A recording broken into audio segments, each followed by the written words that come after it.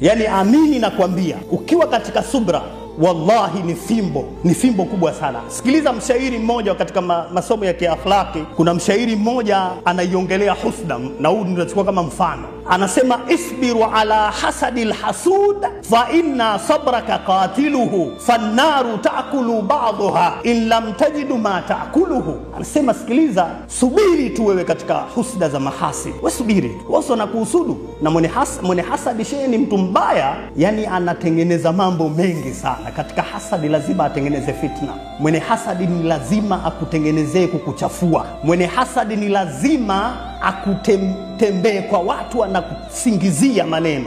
Lazima huyo ndo mwenye hasadi alivyo. Sasa wewe ukishamjua, wewe subiri. Kwa nini umsubiri? Mshairi anatuambiaje? Fanaru taakulu ba'daha in lam tajidu ma taakulu. Kwa sababu moto siku zote jamani huwa unajitafuna wenyewe kwa wenyewe. Mshairi kuona moto unajiunguza wenyewe? Hasadi ni moto ule umefananishwa. Sasa ni moto unajitafuna wenyewe.